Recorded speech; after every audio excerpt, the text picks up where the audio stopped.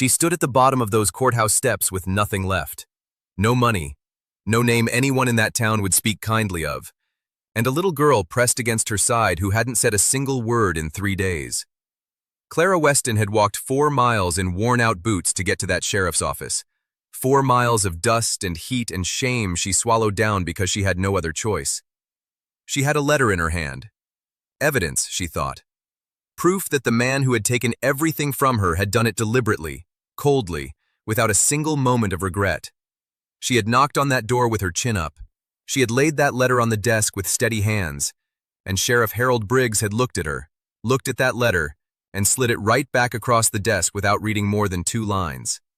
"Ma'am," he'd said, leaning back in that chair like she was a mild inconvenience between him and his lunch, "I don't involve myself in domestic disputes. Whatever trouble you found yourself in, I suggest you find your way out of it the same way you found your way in." She had asked him again, quietly, carefully. She had told him about her daughter, about the land that had been taken from her late husband's name through a forged document, about the man who had threatened her, who had told her to leave the county by Friday or face consequences she didn't want to imagine. The sheriff had stood up. He had walked to the door. He had held it open. And Clara had walked back out into that hard Texas sun with her daughter's small hand in hers and nowhere left to turn. If you've ever felt like the person who was supposed to help you simply looked the other way, then stay with me, because this story is for you. And if you love these slow, heartfelt Western stories, make sure you subscribe before we go any further, because we release new ones every week, and you don't want to miss what's coming. Now let me take you back to where this really began. Clara Weston was not a woman who asked for help easily. She had been raised by a father who believed hardship was just life's way of teaching you something, and she had carried that belief deep in her bones through 32 years of living. She had buried her husband Daniel 2 winters ago, taken over the small piece of land he had left behind, planted through grief, harvested through exhaustion, and raised her daughter Rosie alone, without asking a single soul for so much as a borrowed cup of flour. Rosie was 6 years old and had her father's dark eyes and her mother's quiet stubbornness. She collected smooth stones from the creek and named every one of them. She had a gap in her front teeth and a laugh that could make even the most tired day feel lighter. And for the last 3 days, since the night a man named Doyle Mercer had come to their door and said the things he said, that laugh had gone completely silent. Doyle Mercer was not from the county originally. He had arrived 2 years ago with money and confidence and the kind of smile that made men trust him at card tables. He had bought up land, lent money at rates that trapped people, and slowly made himself into the kind of man that other men in town were careful not to cross. He had set his eye on the Weston land because it sat right between 2 of his properties, and he had decided, quietly and without mercy, that he was going to have it. The forged deed had appeared 3 weeks after Daniel's death, filed with a county clerk who asked no questions and accepted an envelope that was not discussed out loud. Clara had found out about it only when a neighbor came to warn her, hat in hand and apology in his eyes, saying he was sorry, but Doyle Mercer was saying the land now belonged to him and that Clara had 2 months to vacate. She had spent those 2 months fighting. She had written letters. She had found a lawyer 2 towns over who had taken her case, then quietly dropped it after a visit she was not told about. She had gathered what evidence she could, including the letter from a man who had witnessed the original filing and written down what he saw. And then she had gone to Sheriff Briggs, and Sheriff Briggs had held the door. So now Clara stood at the bottom of those courthouse steps with Rosie pressed against her side and a long Friday deadline hanging over her head and no plan left in the world. She did not cry.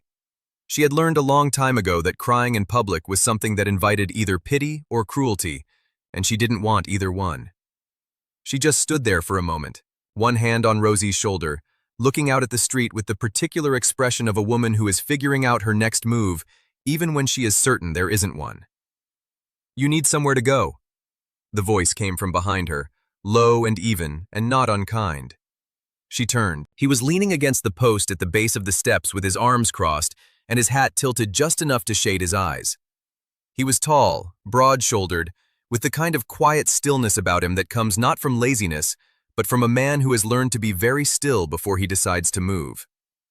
He wore a plain shirt, worn boots, a belt with no show to it, and a revolver that sat on his hip with the comfortable ease of something that had been there a long time. His name, she would learn in the next 60 seconds, was Amos Cole. And he was not the sheriff. He was not a lawman of any kind. He was a rancher who owned the piece of land directly to the north of hers, and he had been sitting in that courthouse waiting for a land survey appointment when he had watched, through the window, the way Sheriff Briggs had opened that door. He had seen her walk back out. He had picked up his hat and followed her. "I don't know you," Clara said, which was both a fact and a warning. "No," he agreed, "but I know Doyle Mercer, and I know what he does to people who have something he wants." He paused. "And I know your land."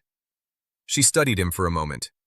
Rosie had turned and was looking up at him with those dark, quiet eyes, and he looked down at her with a steadiness that was not forced and not performed. He just looked at her the way a person looks at a child, with care and without expectation. "She hasn't spoken in 3 days," Clara said. She didn't know why she told him that. It just came out. "That's all right," Amos said. "She doesn't have to." Something in Clara's chest pulled tight and then loosened in a way she didn't have words for. She did not go with him that day. She was not a woman who trusted easily or quickly, and she told him so plainly. He nodded like he understood that completely and wrote down the name of his ranch and how to find it, and said if she changed her mind, or if Friday came and she needed somewhere safe, the offer stood. She spent the next 2 nights at the edge of her property, sleeping poorly, watching the road, listening to Rosie breathe in the dark and telling herself she could figure this out on her own. On Thursday night, 2 men rode past her fence line slow enough to make it clear they were looking. One of them stopped and stared at the house for a long time before they moved on. Friday morning, Clara packed what mattered: Rosie's stones, Daniel's photograph, a change of clothes for each of them, the letter. She hitched the small wagon and she drove north. Amos Cole's ranch was not grand. It was solid and old and clean in the way that working places are clean, where everything has a purpose and nothing is wasted. There was a main house with a wide porch, a barn that smelled of hay and horses, a garden that someone had planted with more care than ceremony, and a dog named Hatch who came trotting out immediately to investigate Rosie with the kind of tail-wagging seriousness that only old dogs manage. Rosie looked at Hatch for a long moment. Then she sat down in the dirt and let him put his head in her lap. Amos stood on the porch and watched that happen, and Clara watched him watch it, and she saw something move through his expression that he did not entirely manage to hide. Something careful and old, and a little bit broken. She learned later that he'd had a daughter once. She had been taken by fever 3 years ago. Her name had been May, and she had been 4 years old and she had loved dogs. He did not tell Clara that himself. She heard it from his ranch hand, an older man named George who had been with Amos since before the fever, since before the marriage, since before all of it, and who spoke about it the way people speak about a wound that is healed over but left a scar you still feel when the weather changes. Amos had offered Clara and Rosie the back room of the main house. It was clean and private with a window that looked out at the hills, and when Clara stood in the doorway looking at it, he said simply, "It's yours as long as you need it," and then walked back out to the barn without any further discussion. She appreciated that. The lack of discussion. The absence of strings being attached out loud. But she was not naive. She knew that a man did not offer his home to a strange woman and her child without reason. And she knew that their presence on his land and the proximity of her property to his was not a coincidence that served only her. She brought it up that evening at the kitchen table. "If I stay here," she said, "and Mercer comes, he comes here." Amos was looking at the table map he'd drawn out, showing both their properties and where they connected. "He was already coming here," he said quietly. "He just needed you gone first." He told her then what he hadn't said on the courthouse steps, that Doyle Mercer had been trying for 2 years to acquire the land corridor that would give him water access to the eastern pastures. That corridor ran through the western property and through the southern edge of the Cole Ranch both. That if he took her land, he could start making moves on Amos's next. That her fight and his fight were not entirely separate fights. Clara absorbed that. "So you need me," she said. "I could fight him alone," Amos said. "I have before. But 2 deeds are harder to fake than 1, and 2 witnesses are harder to silence." It was not a romantic declaration. It was not soft or sweet or dressed up in any kind of feeling, but Clara found she respected it more for that. He was telling her the truth plainly, and he was letting her make her own choice plainly, and that was more honesty than she had received from most people in the last 2 years. She stayed. The days that followed settled into a rhythm that was strange at first, and then gradually not strange at all. Clara helped with the cooking. She worked in the garden with the kind of focused attention that came naturally to her. She went over the legal documents with Amos in the evenings, comparing what she had with what he had, trying to find the thread that could unravel Mercer's filed claim. Rosie began to talk again on the fourth day. Not much. A word here, a question there, mostly to Hatch. But then gradually to George, who had an endless supply of stories about horses, and then one morning, quietly, to Amos himself. He had been at the fence mending a post when Rosie came and stood beside him and watched. After a while, she said, "Why do fences have to be fixed so much?" Amos had kept working as he answered, which Clara noticed he always did with Rosie, never stopping what he was doing to make a production of the conversation. "Because things push against them," he said. "Wind, animals, time. Things always push against fences. Doesn't mean you stop fixing them." Rosie thought about that. What if the fence doesn't want to be there?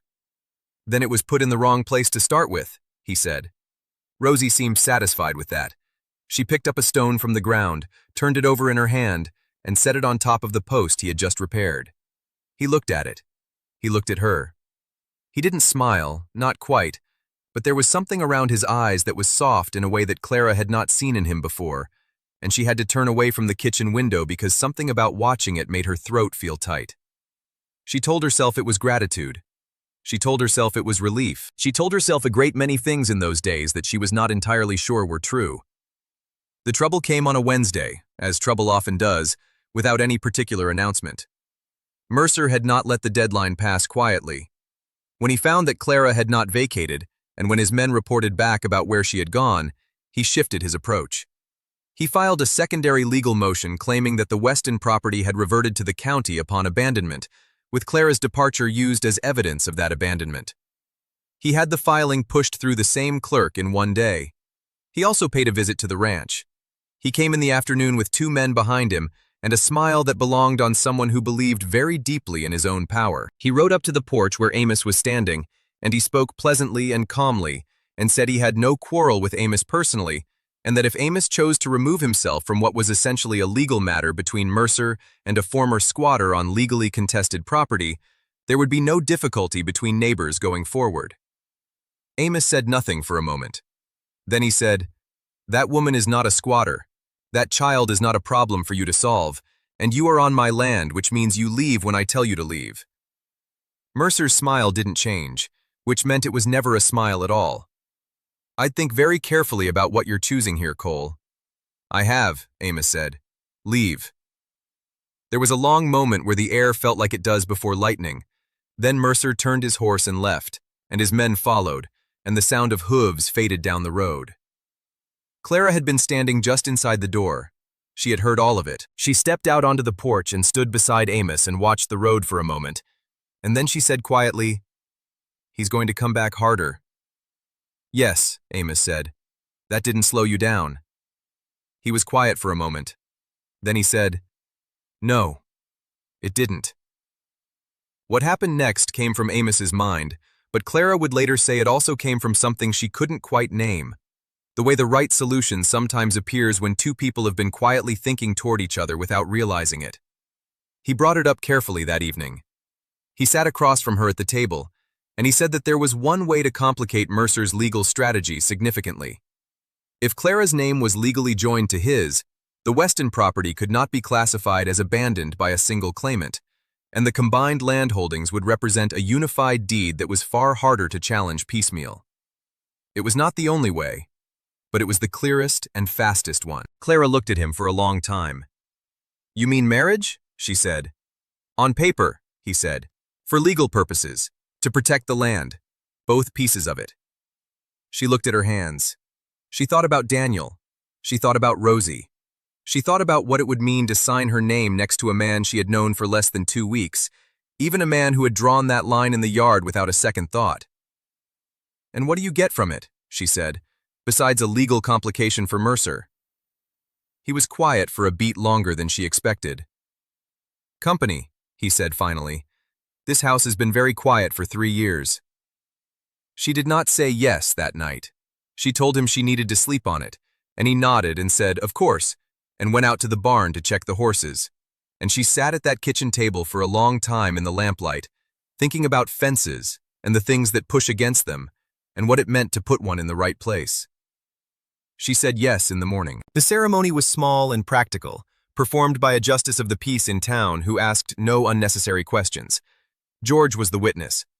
Rosie wore her best dress and held her smoothest stone in her pocket, and stood very straight, as if she understood the gravity of the occasion, even if she could not fully name it. Afterward, walking back to the wagon, Rosie reached up and took Amos's hand. He looked down at her. She looked up at him. She didn't say anything. She didn't need to. The legal challenge moved forward. Clara and Amos filed a combined deed response with documentation that Clara had assembled, and a second witness affidavit that George had quietly helped locate, the man who had originally written that letter, finding his courage again when he learned he would not be standing alone. The county judge, faced with a properly filed joint claim, a legitimate witness statement, and the lack of any actual evidence of abandonment, denied Mercer's motion. Mercer's smile, when he heard about it in town, did not reach his eyes. He did not come back to the ranch. He would cause more trouble in the months ahead, smaller trouble, the kind you manage and endure, but the land was not taken. The land held. And somehow, in the space of all of that, so did something else. It did not happen quickly or dramatically. It happened the way most real things happen. Gradually, almost without noticing, in small moments that accumulated weight like stones in a pocket. A hand steadied at a difficult moment. A look across the kitchen table that lasted one beat too long. An evening on the porch where neither one of them spoke, but neither one of them left either. The night Clara finally said what she had been not saying. It was raining softly outside and Rosie was asleep, and the house was warm and quiet. She had been trying to read and not reading, and she finally put the book down and said, "Amos, I think I should tell you something." He had looked at her from across the room with that still, patient way he had. "This doesn't feel like only paper to me anymore," she said. "I don't know when that changed, but I thought you should know in case it changed for you too. And if it didn't, that's all right. I just didn't want to keep not saying it." He set down what he was holding. He crossed the room. He sat in the chair beside her and looked at her in that quiet way that was not distance, but was instead a kind of fullness, like a man who is not used to having something good and is being very careful with it. "It changed," he said. "It changed the morning she put that stone on my fence post." She understood that. She understood exactly what he meant. That it wasn't about her alone, that it was about the three of them, about this shape that had formed without any of them planning it, about the thing that Rosie had already decided with the certainty that only children carry. In the spring, Rosie came running in from the yard where she had been collecting new creek stones to show Amos something she'd found, and she burst through the kitchen door and called out across the house in that clear, bright voice of hers, the voice that had been so silent once, that had been so still, the voice Clara had prayed to hear again. She called out, "Mama, where's Papa? I need to show Papa." Clara stood at the kitchen window. Outside, the land stretched out green and wide in the early morning light, the fence lines holding, the hills the same color as hope. She pressed one hand to her mouth and let herself cry. The good kind, the kind that doesn't require an audience, the kind that comes when the thing you were afraid to wish for turns out to be exactly where you are standing. Amos came in from the barn a moment later, and Rosie launched herself at him with the stone, chattering about where she'd found it and what shape it was and what she thought it looked like, and he listened with his whole self the way he always did, and over Rosie's head, his eyes found Clara's across the room. He didn't say anything. He didn't need to. Some things don't need saying when they are already true. If this story touched something in your heart today, I want to hear about it. Tell me in the comments what part stayed with you the most, or share where in the world you're watching from. I read every single comment, and it always means something to know that these stories are reaching you. If you haven't subscribed yet, please do, because we have more stories just like this one waiting for you. Stories about quiet love and earned trust, and the kind of belonging that nobody can take away. We'll see you in the next one.